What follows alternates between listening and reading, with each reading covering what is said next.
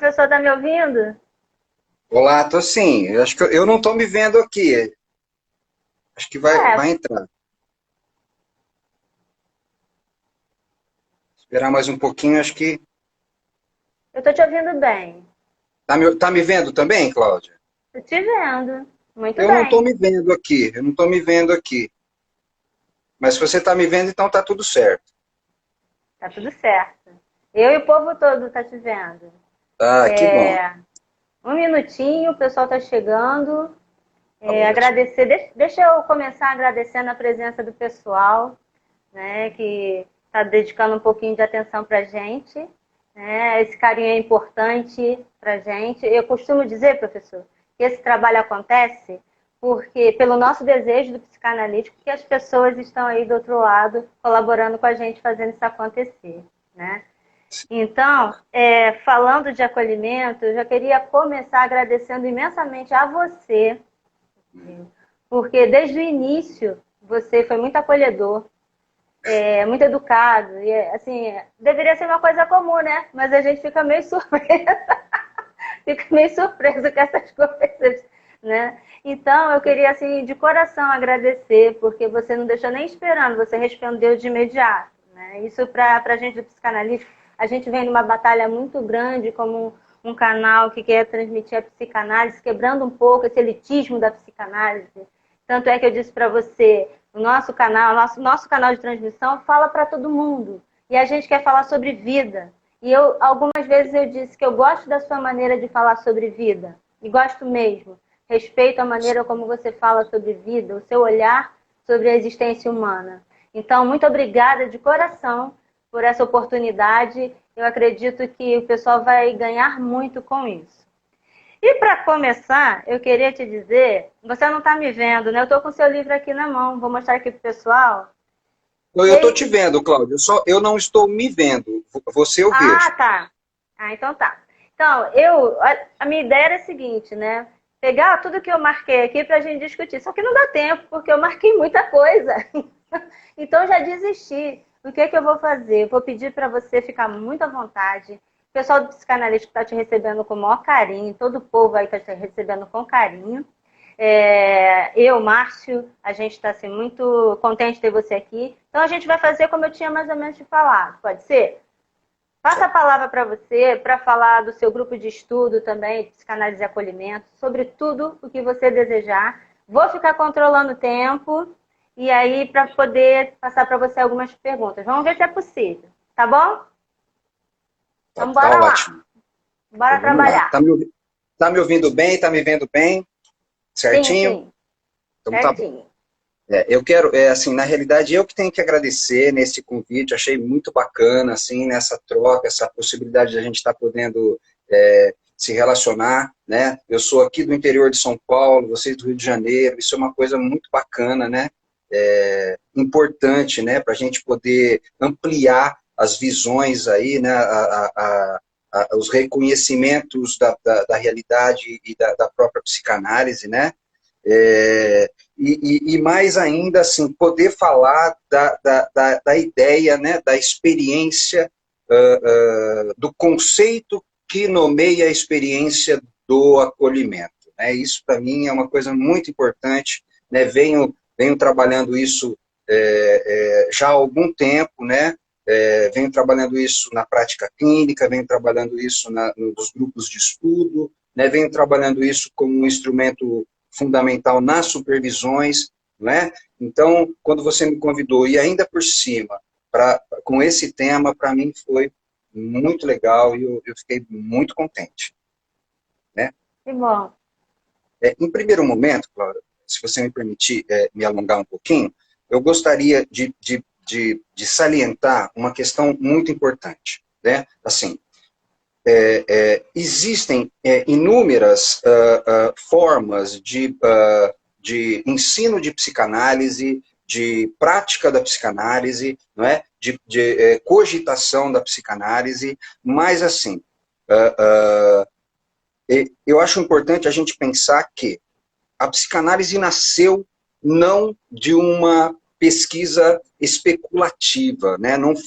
Freud não criou a psicanálise a partir de uma revisão bibliográfica. Ele não partiu da teoria, essa é a questão, né? Essa é a questão fundamental. Então, assim, a psicanálise não pode, em nenhum momento, partir da teoria. Eu acho muito importante a gente começar o nosso bate-papo com isso. A psicanálise precisa ter o seu início, a sua origem, seja ela em cada um de nós, seja ela, né, na prática. Então, quando a gente está falando de acolhimento, nós estamos falando de alguma coisa que vai se encontrar confirmações nas teorias. No entanto, isto vem de uma constatação na experiência prática da psicanálise. É muito importante a gente pensar isso. Sim. Eu queria falar uma coisa, antes de você continuar. As Sim. pessoas têm uma ideia, assim, isso é uma coisa que tem me incomodado um pouco, mas com o tempo a gente vai deixando de se incomodar com umas coisas, porque não vale a pena. Mas todas as vezes que eu uso o termo acolhimento na minha prática, tem um olhar, uma visão de não trabalho. Como se acolhimento fosse passar a mão na cabeça e tá tudo bem, vem cá. E o acolhimento está no trabalho. A maneira, eu entendo assim, a maneira como a gente está no mundo, como está com o outro, essa prática que faz a gente o tempo todo, pelo menos eu, desde que eu comecei a engatinhar nessa coisa de trabalhar com a existência humana, de me questionar que lugar, de que maneira eu estou nesse lugar. E que lugar é esse? Né? Porque aí a gente vai ter vários temas que você aborda aqui, e eu achei interessante que você me chamou muita atenção para Bion, porque Bion é um autor que está um pouco distante da minha leitura. Então você já me catucou para ler Bion também. Mas, assim, a nossa arrogância, né? A arrogância de estar nesse lugar, as ilusões que circundam esse lugar de, é o analista, é aquele que sabe, que tem um olhar que vai desvendar tudo. Eu costumo dizer que análise, que terapia é trabalho, é quebrar pedra, é desconstruir, né? Para talvez, quem sabe, reconstruir novamente, né? Então eu queria que você falasse um pouquinho disso. Se eu estou exagerando, se você ouve isso por aí também, porque fica assim, gente, acolhimento é trabalho. Olha só que coisa interessante você está dizendo, né? Não está exagerando, não, e é isso mesmo. No entanto, olha que coisa interessante, né? Assim, só fazendo um parênteses aí, né? Você falou sobre o Bion, né? Eu costumo dizer, e assim, eu acredito que se eu não tivesse conhecido o Bion, talvez eu não fosse psicanalista hoje. Talvez eu tivesse praticando alguma outra coisa, não é? Talvez nessa direção, mas sem o título de psicanálise. Hoje, sou psicanalista porque consegui encontrar uma expansão do pensamento proporcional à magnitude bioniana. Digo isso sem qualquer sombra de dúvida, né? Digo isso sem qualquer... não ter tubeio para dizer isso, né? Bion, sem dúvida, foi, né? Bion e o Winnicott, né? E é claro que, né?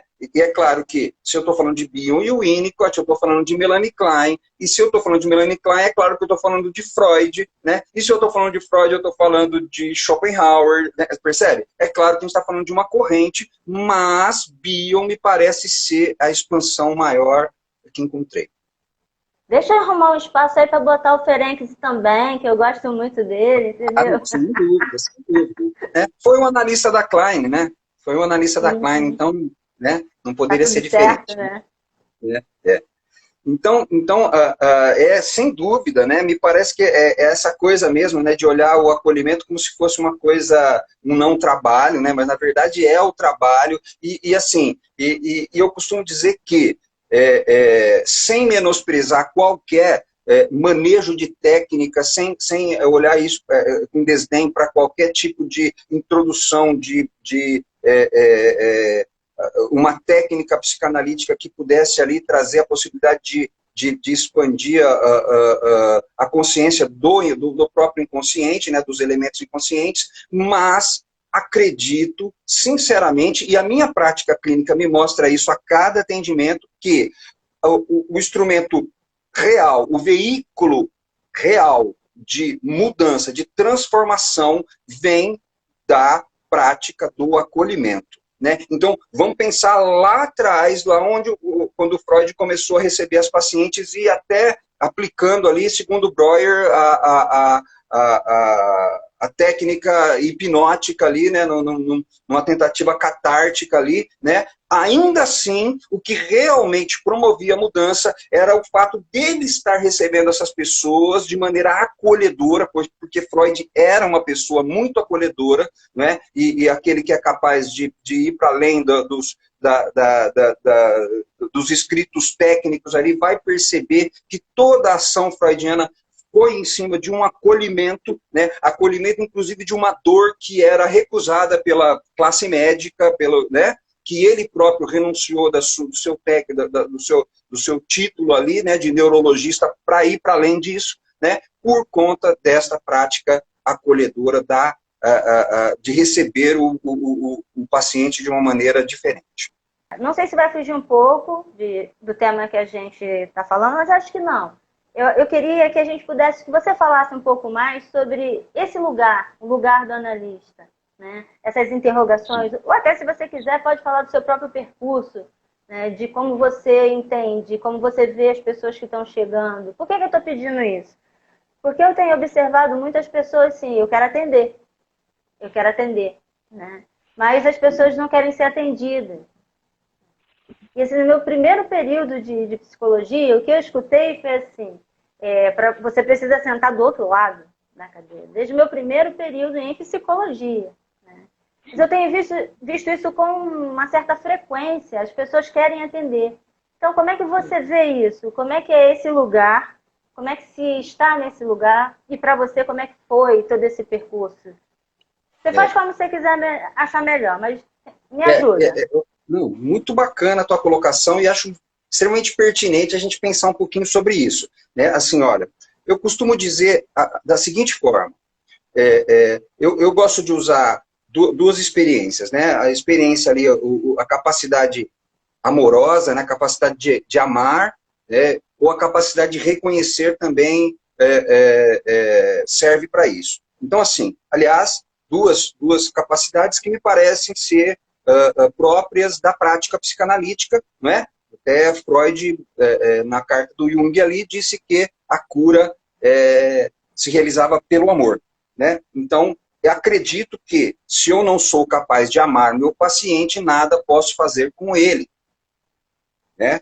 Bato nessa tecla. Se eu não sou capaz de ter uma relação amorosa, carinhosa e sincera com o meu paciente, se eu não conseguir estabelecer isso, nada mais pode se realizar. Eu acredito. Né? E o reconhecimento da mesma forma. Né? O que eu chamo de reconhecimento? O reconhecimento, eu chamo aquela experiência que está entre a bajulação, o elogio, não é? E a crítica, o julgamento. Então, não estou falando de julgamento, não estou falando de crítica, não estou falando de elogio, de bajulação, estou falando de um reconhecimento. Reconhecer a realidade. Né? Então, estamos falando dessas duas coisas. Por que eu estou falando dessas duas experiências? Porque tanto uma quanto a outra só vai acontecer a partir de uma experiência que eu possa ter junto do outro. Então, se eu não fui amado, eu não vou conseguir aprender a amar a mim mesmo e não vou conseguir estender isso ao próximo. Da mesma forma, quando eu sou reconhecido pelo outro, eu passo a ser capaz de reconhecer a mim mesmo e estender este reconhecimento a outrem. Então, né, desse princípio, a psicanálise é a mesma coisa. Então, se eu não fui analisado por outra pessoa, se eu não pude ser atendido por outra pessoa, se eu não me coloquei à disposição de ser atendido por outra pessoa, não vou conseguir fazer isso comigo mesmo e nem pensar com o outro. Então, preciso impreterivelmente ser analisado para que eu possa me autoanalisar e então estender isso a qualquer outra pessoa que seja. E eu costumo dizer o seguinte, aliás, eu comecei a minha fala dessa forma. A psicanálise começa no divã, não na sala de aula. A psicanálise começa e termina no divã, não na sala de aula. Ninguém aprende a ser psicanalista teoricamente. Você aprende a ser psicanalista a partir de um passo muito, se você me permitir me estender um pouco aqui, para mim, muito claro, muito evidente. Reconhecimento de uma dor psíquica. Reconhecimento em você de uma angústia, de uma ansiedade, de uma perturbação psíquica. A partir desse reconhecimento, ver sentido em levar isso a um psicoterapeuta, a um psicanalista. Acreditar, ter a experiência que levando essa dor psíquica a este psicanalista, alguma coisa possa mudar. É aí que começa a psicanálise. Se o sujeito não identifica essa dor psíquica nele, acabou. Não pode ser psicanalista. Se ele não consegue reconhecer que essa dor psíquica, se ele não consegue ver sentido em levar essa dor psíquica a um outro psicanalista, não, ele não pode ser psicanalista. Então, tudo começa no seu atendimento pessoal. A sua análise pessoal é a base. Aí depois você vai procurar um estudo teórico para começar a dar nome para essas vivências que você teve no seu atendimento pessoal. Então, a partir dos seus atendimentos, encontrar um sujeito supervisor, um colega um pouco mais experiente que possa te trazer dicas e orientações, supervisões, percebe? E aí se forma aquilo que o Freud colocou em 1919, 1916, lá a psicanálise, a aplicabilidade da psicanálise nas universidades, né? O tripé. Análise pessoal, supervisão e estudo teórico. É isso. Primeiro, análise pessoal. Mas você concorda comigo que esse pensamento de quem está chegando, e nem quem está chegando, quem já está há um tempo, vem muito da posição de muitos profissionais que se colocam de uma maneira de um saber absoluto, de quem detém um conhecimento sobre o outro, um olhar. E isso acaba passando, acaba vazando, né? Então, eu quero ser psicanalista porque eu sei, né? Você fala até um pouco da questão da vocação, né? Mas algumas pessoas falam assim, não, eu vou por aí porque dizem que eu sou boa para escutar, né, as pessoas. Mas se não tem esse mergulho, que você diz, na sua própria dor, né? Nesse rasgar da sua própria alma, né? Porque dói pra caramba, é importante que sangre, é importante que a gente veja isso muito de perto, que a gente... E não é fácil, vamos combinar que não é fácil. Você ir tirando cada véu para poder se olhar e de repente você não gosta muito do que está vendo, mas é aquilo. Então, acho que acaba passando muito, assim, tem muitos profissionais, né? E acho que dentro da psicanálise isso é muito mais forte, né, de ocupar um lugar de um saber absoluto sobre o outro, como se não tivesse nenhuma dor, com uma luz intensa, e as pessoas ficam muito seduzidas por isso. Mas é um trabalho muito árduo, concorda comigo? Ou não? Totalmente. Completamente de acordo, Cláudia. A questão é assim, ó. Então, mais uma vez, aí a gente entra na proposta bioniana. E é interessante que, assim, toda a proposta bioniana está lá no Freud. Se você estudar Bion, aos pouquinhos você vai, a partir da sua tolerância, né, vai expandindo e vai percebendo que já estava lá em Freud, e o Bion só trouxe um novo olhar expansivo para isso, não é? De qualquer forma, quando você fala aí do saber absoluto, não é? Então, já está ali na proposta bioniana, né? O Bion traz a proposta de que você, para estar no lugar do analista, e ele ressalta, do analista real, né? Não é daquele analista inventado, né? É um analista real. Para que você possa estar no lugar do analista real, é necessário que você seja capaz de renunciar o máximo possível de memória, desejo e compreensão. Então, as coisas que você se lembra do teu paciente já não valem mais. Aquilo que você tem de expectativa em relação ao seu paciente precisa estar em off naquele momento. E é claro que essa soma dessas duas primeiras coisas vai trazer sem compreensão. Então, você precisa ser capaz daquilo que o Bion chama de capacidade negativa. O que é capacidade negativa para Bion? É ser capaz de tolerar a sua ignorância. Você é um grande ignorante frente àquela experiência que está acontecendo ali junto com o seu paciente. Se alguém sabe alguma coisa sobre o seu paciente naquele momento, é seu paciente, não é você. Você precisa aprender com o seu paciente quem é o seu paciente. Ninguém mais vai poder falar isso para você. É ele. Uhum. Percebe? Então, assim, ser psicanalista é muito mais ser capaz de tolerar a sua ignorância do que saber qualquer coisa. É o Márcio aqui do psicanalista, ele sempre fala muito sobre assim, não poder desejar pelo seu paciente, né? Não poder vivenciar pelo seu paciente. O acolhimento, eu entendo que está muito mais ligado ao estar com, né? Esse paciente, esse analisando, esse outro ser, do que você achar, porque isso acontece, que você tem o caminho das pedras para o sujeito. Né? E não tem, porque esse desenho é do próprio sujeito, que às vezes está mergulhado no nada, né? E ele precisa se encontrar nesse nada, se, como está escrito no livro também, né? Se não há disponibilidade nenhuma, disponibilidade zero para esse trabalho, né? Nada acontece. Por mais que... E às vezes a gente é tomado por isso, tem que aprender a lidar com essa própria... Puxar o freio, né? Menos, não dá. Né? E aí a gente, por isso que a supervisão também é importante, a análise também, para ver o que está misturando ali, como é que é isso, por que eu estou dessa maneira, por que eu estou agindo daquela maneira. Queria que você falasse um pouquinho da supervisão com esse olhar da psicanálise no acolhimento. Acolhimento. Bacana a tua pergunta, Cláudio. Estou gostando...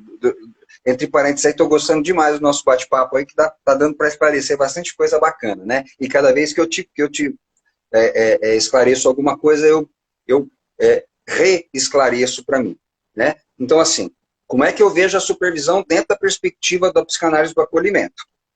A supervisão, o supervisor, é um cúmplice daquilo que o supervisionando está dando conta de fazer. Antes de qualquer coisa. Percebe? Só ele estava com o paciente lá. Eu não estava. Então é muito fácil eu me sentar aqui na minha poltrona e ficar dizendo para ele que ele não devia ter feito desse jeito, devia ter feito do outro jeito. Então, este momento é ser capaz de estar junto com o meu supervisionando, reconhecendo aquilo que foi possível ele ter feito junto com o paciente dele. Não é meu lugar de supervisor dar aula para o meu supervisionando, porque isso é função do professor no estudo teórico. A minha função é estar junto do meu supervisionando, não é? Naquilo que foi possível para ele fazer na aplicabilidade da sua psicanálise. E, claro, tentar aproximar essa aplicação da psicanálise que ele me trouxe com aquilo que foi adquirido no estudo teórico, né? Tentar nomear essas experiências que ele esteja vivendo ali, não é? Então, sou completamente avesso a essa coisa de crítica, não acredito que qualquer pessoa possa crescer dentro da crítica, nunca cresci dentro de crítica, né? Realmente não. Talvez isso possa ter me exacerbado superegoicamente e me feito criar cascas duras, aí, rígidas e espessas para que eu possa parecer para o outro um pouco mais eficaz do que eu sou. Mas não é através de crítica, é através do acolhimento, de estar junto do outro, de estar sendo em relação ao outro, que possa haver um crescimento. E na supervisão não é diferente. É estar junto dele, não é? Naquilo que ele deu conta de fazer. E quando você fala assim, eu acho que é muito importante quando o supervisor fala assim, como é que você se sentiu nesse momento em que você agiu dessa forma? Como é que você se sentiu? Aí, eu acho que é como eu costumo dizer assim, puxa esse fio e vai. que é claro que tem coisas que acontecem que você precisa levar para sua análise. Não tem jeito, são conteúdos, Sim. mas apareceu ali, não tem como ignorar. Ou simplesmente falar assim, isso não pode, isso não, por que você fez isso? Sim. O que você sentiu? De que maneira você estava, né, naquele momento? Porque aí é outra coisa que eu quero que você, estou pedindo para você falar também. Essa visão, né, esse desenho que se fez ao longo dos anos, dos tempos, de que o analista é esse cara. Entendeu? O analista é um sujeito vivo, eu penso assim, né? Pois é. E tem uma porção de coisas atravessando esse sujeito aí. Então, as pessoas ainda têm uma expectativa, umas ficam muito irritadas, né? Com esse tipo de analista que não se faz presente, entre aspas, ele está ali, como se ele aprendeu assim, né? Disseram para ele que ele não podia expressar nenhuma emoção, que ele não podia rir, que ele não podia sequer se mexer, que ele estava ali como receptáculo, sei lá do que, não sei o que, tal, né? Então, essa visão, isso não cabe dentro não só da psicanálise e do acolhimento, mas da psicanálise como um todo, concorda? Sem dúvida, sem dúvida. Você é uma pessoa real. Só sendo uma pessoa real que você pode fazer alguma coisa real junto do outro. Se você estiver ali dentro de um personagem estereotipado, um personagem dissimulado, nada vai ser realizado. Nada. Na realidade, é importante que você tenha aprendido a conter as suas emoções, não é? E a partir dessa possibilidade de autocontinência, não é? Rebaixar ao máximo, repito aí, a tentativa de resgatar aquilo que aconteceu em sessões passadas, o que você tem registrado sobre o seu paciente, rebaixar a sua expectativa em relação ao seu paciente, seja ela qual for, não só do paciente, mas no decorrer da sessão, não é? E ser capaz de tolerar a sua ignorância. Se você está sendo capaz de renunciar a essas três coisas, ou rebaixar o máximo possível dessas três coisas, você está sendo real. E aí, o discurso, o diálogo com o seu paciente precisa ser um diálogo real, o diálogo de duas pessoas reais, de duas pessoas que têm um relacionamento afetivo e sincero, porque se não for dessa forma, para mim não interessa. Se eu não puder ter um relacionamento real com o meu paciente, não é? Eu costumo dizer assim, sabe aquela coisa assim, você falou esse cara assim, né? Né? Fazendo essa cara de esfinge, né? Eu costumo dizer assim, ó, você vai na feira comer um pastel, não é? E aí você está ali comendo um pastel na feira e quando você olha do lado, o teu paciente. Não é? E aí você se sente extremamente constrangido e você não sabe se você larga o pastel, sai correndo sem pagar, né? Ou enfia o pastel dela abaixo, né? Ou põe na bolsa, você percebe? Porque não pode encontrar com o paciente. E aí, assim, né, Cláudio, se você me permitir trazer uma experiência minha, eu fui músico por 20 anos, eu fui músico profissional por 20 anos, né, toquei rock and roll aí, cantei, né, por muito tempo, aí você encontra até no YouTube coisas minhas aí, da minha época, né, e assim, já era psicanalista, abri mão da carreira de músico por vários motivos, um deles é porque não dava para conciliar, porque, né, consultório lotado e grupos de estudo e outras coisas não tem como. Mas, por muito tempo, fui psicanalista e músico ao mesmo tempo. Então, muitas vezes eu estava tocando numa casa noturna e ali tinha 2 ou 3 pacientes me ouvindo tocar, curtindo, dançando ali, e na segunda-feira atendia esses pacientes continuando sendo a mesma pessoa, ética e me colocando ali como uma pessoa real. Uhum. Entendi, sim. E acho que isso passa pela cabeça de muita gente que está nesse ofício aí, né? Tentando entender esse ofício. Eu acho que a gente está sempre tentando entender que lugar é esse, que ofício é esse, que escolha é essa, né? Pois é. Então, é lógico que eu penso que tem um distanciamento, as coisas não se misturam, né?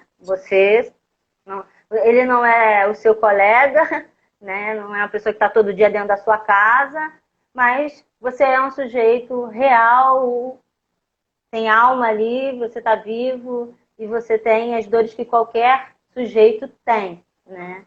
Eu consegui ler mais ou menos algumas coisas aí que me fez lembrar aqui para falar para você. Como é que você age quando uma pessoa que já teve, às vezes é uma experiência só em atendimento, que foi drástico, que a pessoa se sentiu ignorada, ou a pessoa se sentiu invadida demais. Depois eu quero que você fale sobre a questão da interpretação, porque eu vi um vídeo de você falar muito bem sobre isso. A questão dessa interpretação que massacra o sujeito, né?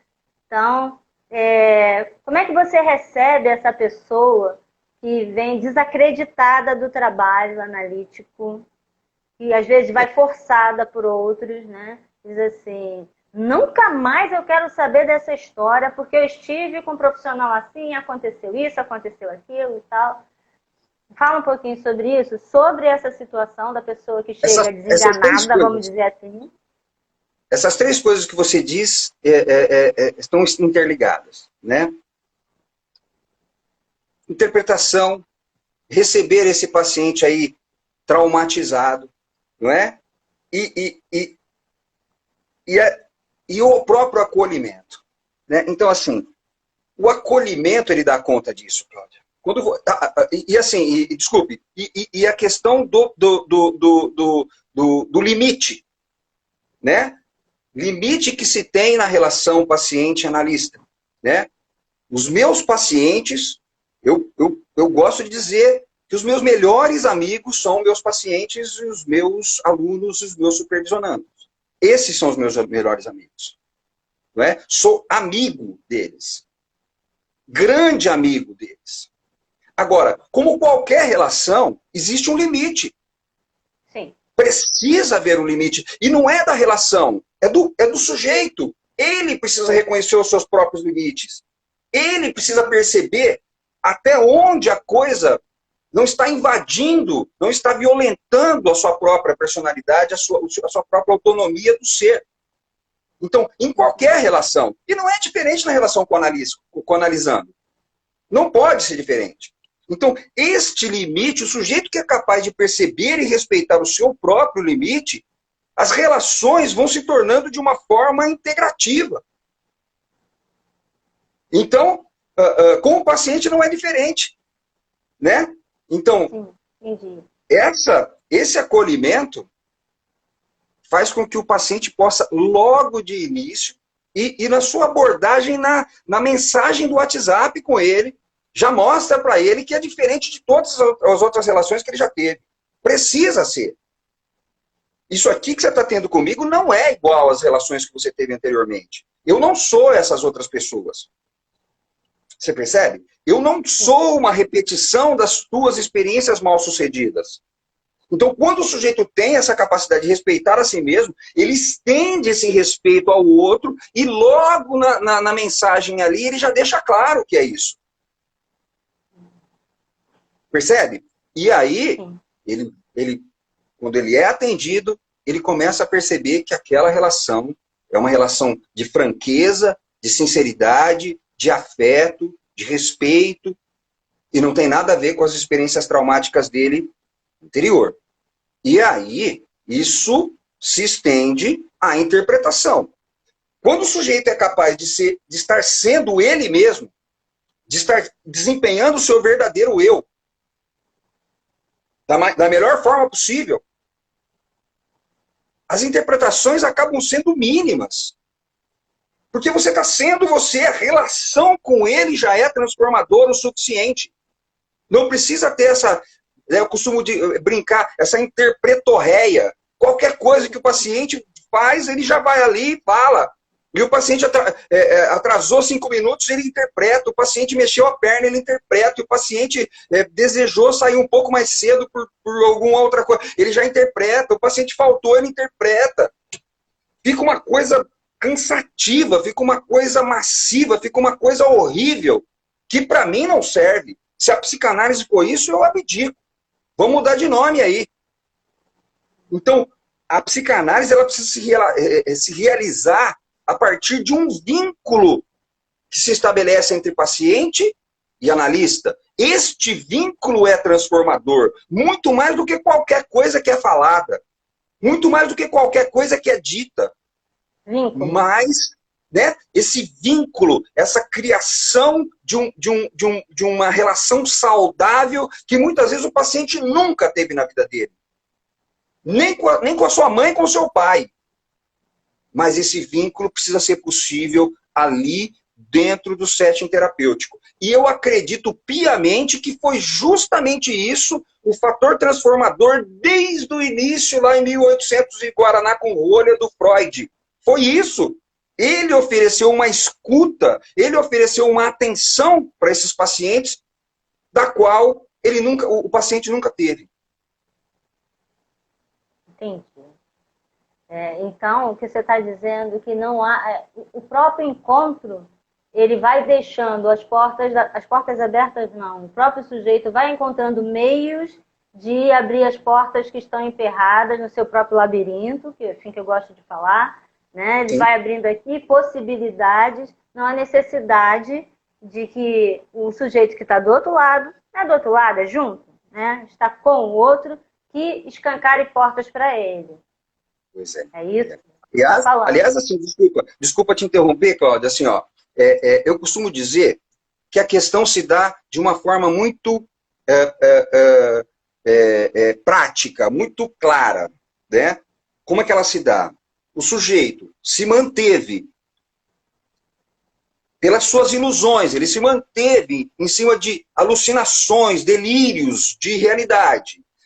Ilusões que ele tomou como verdade a vida dele inteira. Um dia ele começa a perceber que esta ilusão começa a ruir. Esse desfazer de ilusões traz para ele aquilo que eu estava chamando de dor psíquica. Uma insegurança muito grande. Ele percebe que aquelas ilusões que ele se manteve até então começaram a ruir. Isso gera uma insegurança, uma dor psíquica, uma angústia, uma ansiedade, seja lá qual for. A partir disso, ele te procura como analista. E aí você vai acolhê-lo. A função do analista não é meter o pé na ilusão do outro. Não é ficar desfazendo a ilusão dos outros. Até porque, talvez seja isso que esteja sustentando o sujeito até aqui. Foi isso que trouxe o sujeito aqui. Como é que você vai desfazer isso dele? Se ainda está sendo eficaz para ele. Sim. Quando isso começa a ruir, aí entra o papel do analista acolhedor. O meu parceiro Márcio, aqui no Psicanalítico, ele fala muito isso. Que às vezes você vai querer mexer no que sustenta o sujeito. Né? Pois é. Que regula o sujeito. É ali que ele se regula, é ali que ele se põe de pé. Então, vamos com calma, muita calma, porque talvez não seja possível, não seja interessante, não seja viável, não caiba mexer naquilo. Então, eu acho que a gente está falando o tempo todo do que acredito que todos esses caras que a gente falou aqui, né, e eu vou trazer o parêntese porque é a minha referência, é de o que é isso que você está fazendo nesse lugar, né? Porque eu tenho esbarrado muito com isso, eu fico com essas questões na cabeça, né? Porque parece que o analista tem uma ferramenta, um poder, né? Que é tudo ilusório, isso não existe, né? De conduzir a vida do outro, de esculpir a história do outro, e esse desenho quem faz é o próprio sujeito. Pois é. Então, quando você fala de acolhimento, não é que você não vá trabalhar, né? Tem um desdém a respeito do acolhimento, né? Então, o analista tem que ser um cara bravo, tem que ser um cara que, né, que bate, que faz e acontece. Mas o trabalho acontece de várias maneiras. Tem aquele sujeito que funciona quando ele, né, tem uma situada assim e ele funciona por ali. Mas tem gente que jamais, e assim, lembrando da questão que você fala da supervisão, não vai funcionar. Com esse dedo em rixa assim, você errou, você fez, você não podia jamais ter feito isso ou ter feito aquilo. Mas o que você sentiu quando você estava fazendo aquilo? Por que você... O que passou? Agora que já aconteceu? O que veio para você? Porque não fez à toa, né? Não fez à toa. Tem alguma coisa ali para a pessoa pensar a respeito. Mas se ele sai dali encolhido, caramba, foi mal, bola fora, não acertei nada, eu sou péssimo, essas coisas, o caldo entorna, né? Então, é respeitar o que regula o outro, acho que é muito importante. E, de novo, né, acolhimento é trabalho. E vamos pensar o seguinte aqui, todos esses caras, todos esses personagens que fazem a história, na teoria deles, está a dor deles. Se você for ler um pouquinho da vida do Winnicott, ele não fala do ambiente à toa.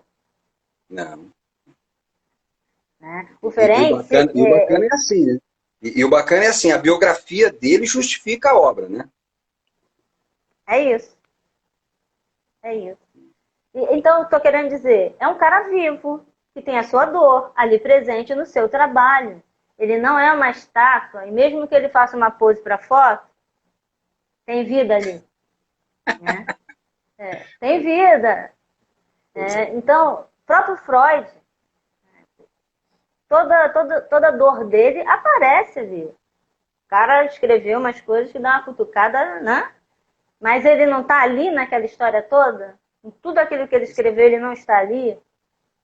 Você não está aqui? Sem dúvida, sem dúvida. Você está aqui. Você não está no acolhimento? Então aproveita e fala da experiência de ter escrito esse livro. Eu sei que você tem outros, mas esse aqui, que é o primeiro que eu conheço.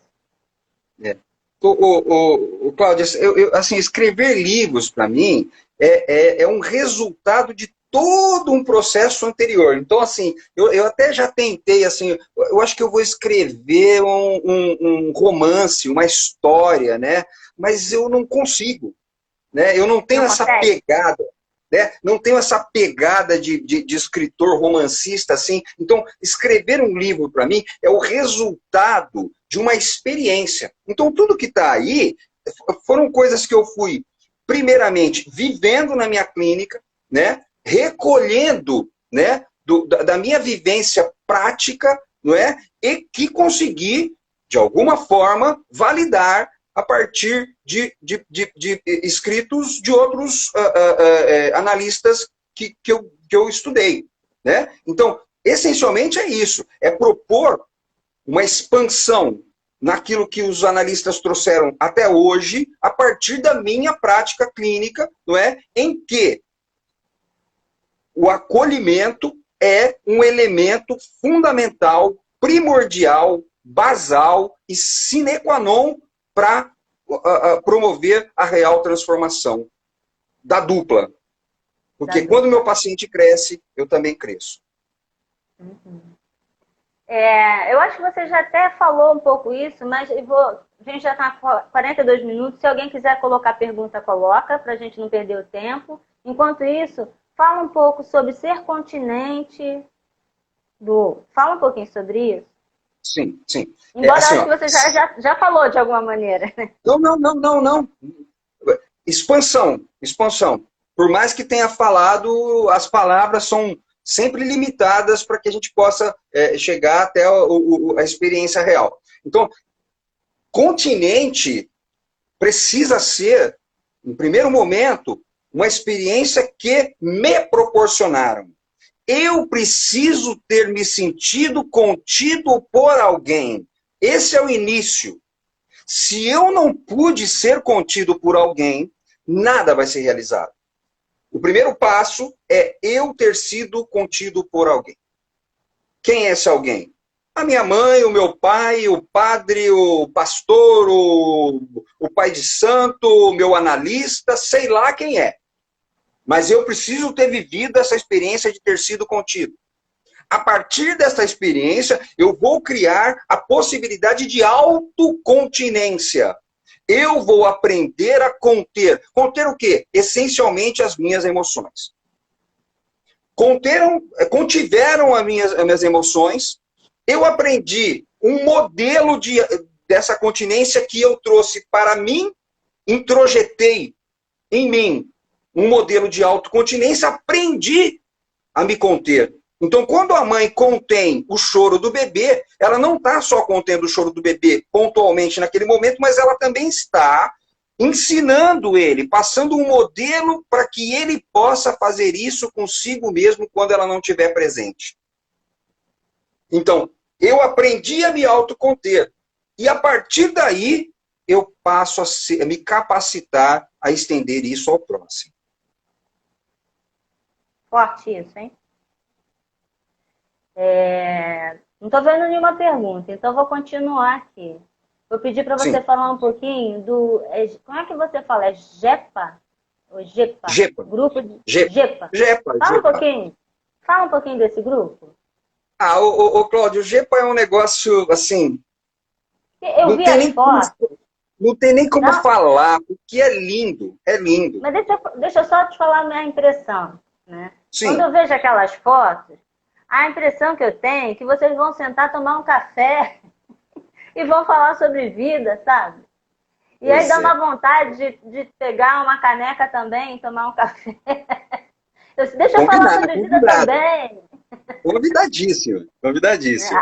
O lugar, assim, a energia que aparece na foto, assim, é de que vocês estão muito contentes de estar ali. Então fala aí. É lindo, é lindo, Cláudio. É lindo. É lindo, lindo, a lindo, ideia lindo, a partir lindo. de você? Então, foi despretensiosa. Despretensiosa. Eu dei aula na faculdade por muito tempo, formei várias turmas dentro da universidade, me decepcionei com esse tipo de ambiente institucional. Não acredito que a psicanálise possa ter muita expansão nesse ambiente, mas saindo de lá, comecei a receber ex-alunos, não é? Por um grupo de estudo despretensioso. Mas isso foi tomando uma proporção muito grande. Hoje a gente tem integrantes na Inglaterra, na Espanha, na Bahia, no Rio de Janeiro, Minas Gerais, Paraná, no mundo inteiro. É uma coisa maluca, né? Belíssima.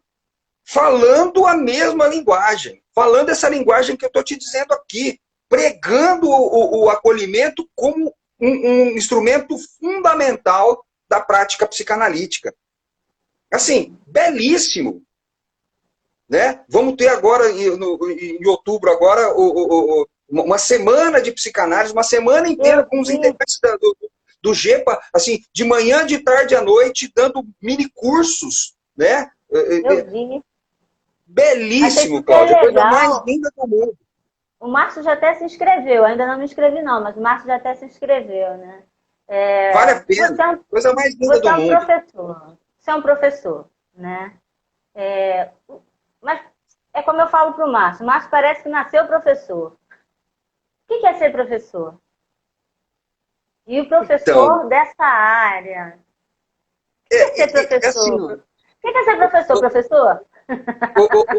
Cláudia, olha só, deixa eu dizer uma coisa para você. Assim, cada dia mais eu tenho me desinteressado mais por títulos.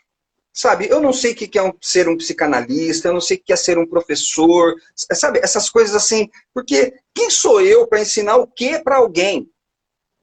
Você percebe? Eu quero aprender, eu quero ser um eterno aprendiz, percebe? Eu me sinto muito mais aluno que professor durante os grupos do JEPA, por exemplo. De tão rico que é, de tanto que as pessoas, enriquecedor, as pessoas vão colocando ideias novas e eu vou aprendendo.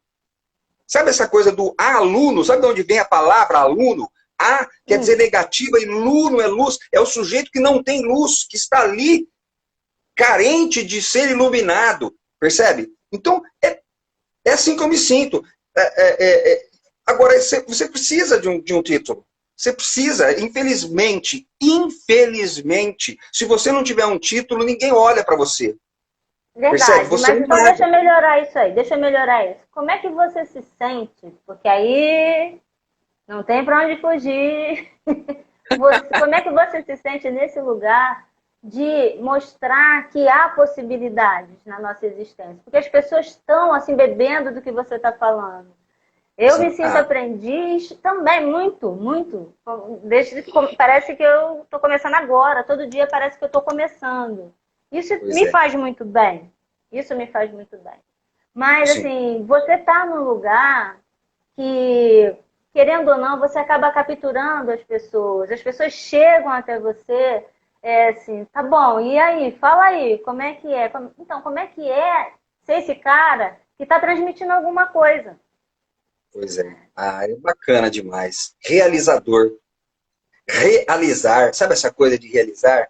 Né? Assim, não é simplesmente uma produção do saber, é uma realização, é um estabelecimento de vínculos saudáveis, de relações profícuas, né? Que vão para além daquela experiência despretensiosa de ir ali e levar uma informação para o outro, né? De trazer um ensinamento para o outro, mas aquilo cresce numa proporção muito grande que te realiza e realiza o outro, realizando um vínculo expansivo, né? É belíssimo, né? Lindo. Aliás, assim, se tem um elemento importante dentro da psicanálise é o de contemplação, né? Contemplar a beleza dessa prática, né? Contemplo, né? Conjunto e templo de lugar sagrado, né? Junto num lugar sagrado. Então, não tem palavra que talvez expresse mais uma sessão de psicanálise do que a contemplação, né? É.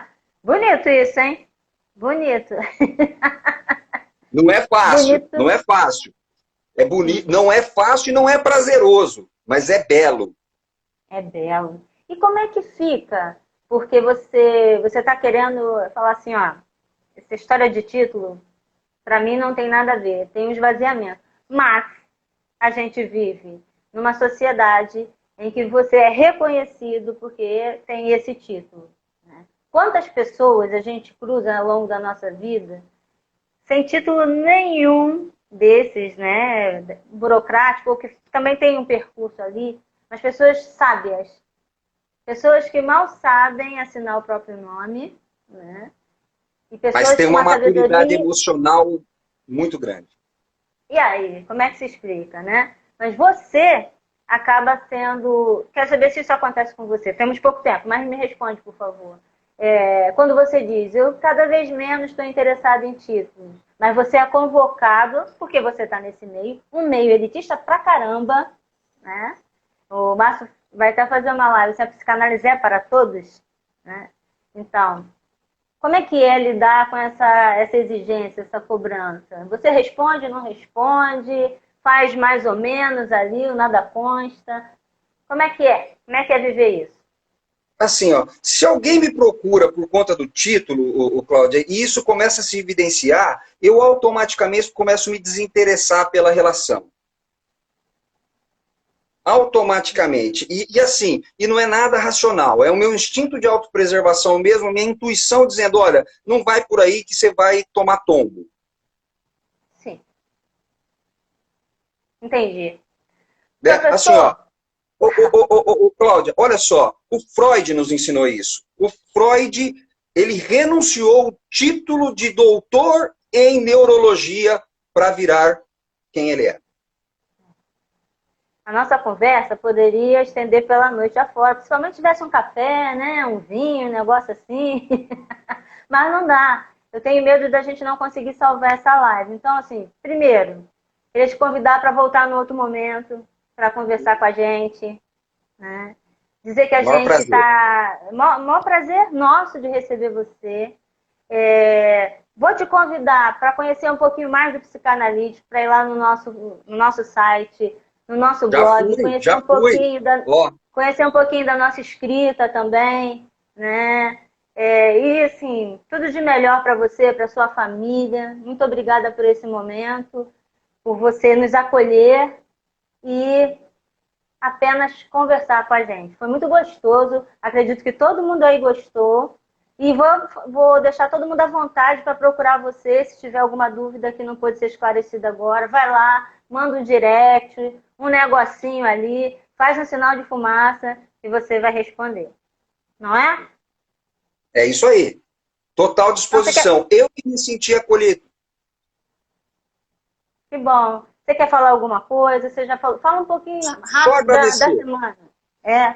Só Então, quem agradecer, estiver só agradecer. interessado em participar dos cursos lá da semana de psicanálise, pode entrar pelo seu perfil? Não, né? Isso. Entra pelo meu Pode? perfil, né? Ou me procura ou coloca gepa.com.br, né? gepa.com.br, tem lá, faz a inscrição, R$ 35 só simbólico para manutenção de tudo ali, né? Será muito bem recebido.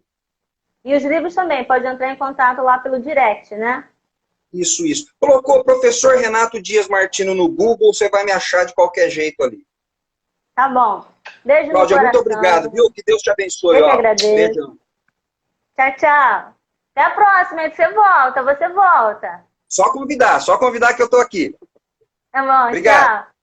Tchau, tchau.